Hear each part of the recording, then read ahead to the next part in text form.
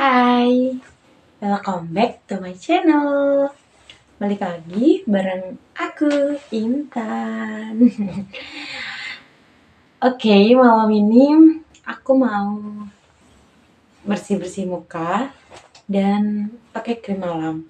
Sambil ngobrol, mungkin agak sedikit ngalor ngidul ya, tapi yang mau aku tekanin malam ini di video kali ini pengalamanku kemarin ini jadi pemantik di diskusi tentang tema besarnya itu penulisan ulang sejarah.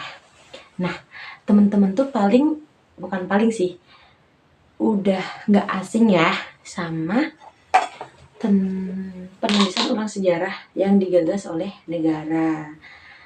Di situ aku kebetulan nih ngambil perspektif sejarah dan bagaimana sih peran negara gitu kan dalam menulis ulang sejarah resmi. Nah, aku mau highlight teman-teman bahwa siapapun penguasanya pasti nih ada kemungkinan untuk menulis sejarah itu pro terhadap siapa? Pro terhadap pemerintah, dan masyarakatnya pasti harus punya sisi baik, punya pandangan baik terhadap pemerintahan yang memimpin pada masa itu. Nah, di kasus sekarang ini sebenarnya sejarah itu benar gak sih yang ditulis resmi oleh negara itu benar adanya sejarah gitu? Itu yang perlu kita pertanyakan. Bisa jadi enggak, bisa jadi iya. Tapi seperti yang di awal, negara akan melakukan segala upaya.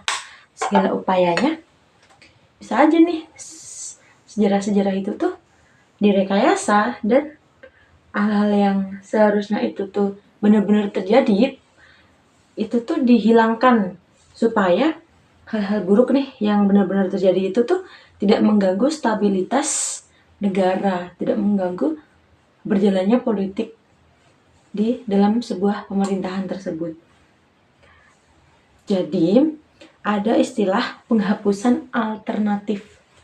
Penghapusan narasi alternatif. Siapa penghapusan narasi alternatif ini? Ya, masyarakat, warga yang dia merupakan saksi sejarah, pelaku sejarah, itu tuh tidak didengarkan maupun tidak diperhatikan gitu. Dan itu tidak masuk dalam sejarah negara. Ya ibaratnya kayak disingkirkan gitu, dibuang gitu. Itu yang perlu kita kritisi.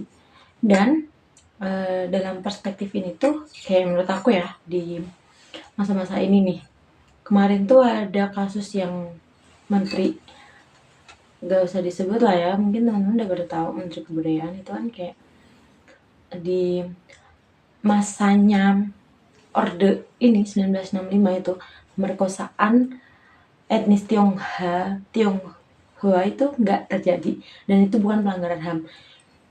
Ya teman-teman pasti bisa mikir lah, itu kesalahan berpikir atau gimana bro gitu kan. Ya jelas dong, korban-korban Tionghoa, korban etnis 1965 itu tuh masih membekas gitu loh, masih membekas di ingatan mereka. Para perempuan-perempuan Tionghoa yang menjadi sasaran pemerkosaan, ya nggak bakal ngelupain lah. Itu dianggap sama negara apa coba? Cuma angin lalu, bahkan nggak pernah ada gitu.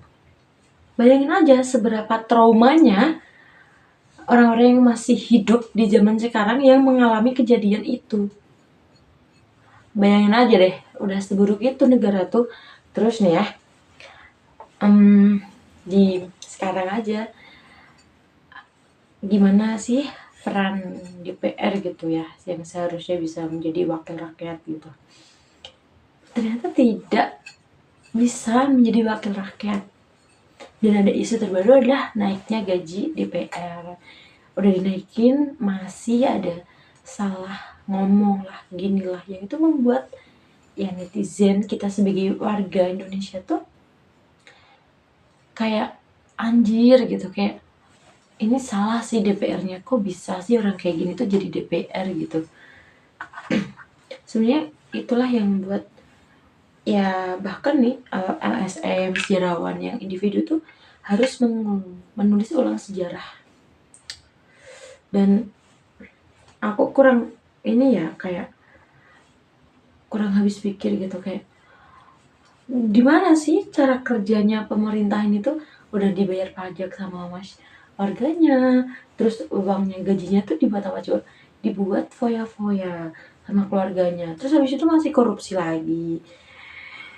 Dan masyarakat bawah ini ya mencari uang buat sehari-hari aja tuh susahnya minta ampun, yang katanya ada lapangan pekerjaan, yang katanya ada ini itu, ada ini itu, yang katanya kebebasan bakal diberikan gitu. Sekarang udah banyak banget kebebasan yang apa-apa dikit langsung nih media sosial ada peringatan, terus tiba-tiba diblokir, tiba-tiba hilang sendiri gitu. Apakah itu yang dinamakan hak warga negara dalam berpendapat apabila pendapatnya sendiri dikuasai, dikendalikan oleh, ya itu dia. Oke guys, aku sudah selesai memakai skincare. Aku btw pakai ini Viva. Ini buat pembersih, karena aku tadi belum bersih-bersih. Terus aku pakai tonernya SR12. Habis itu pakai krim malam DNA Salmon guys. DNA Salmon. Aku cocok banget sih pakai ini. Sayang banget sama SR12. See you guys, sampai jumpa di video berikutnya.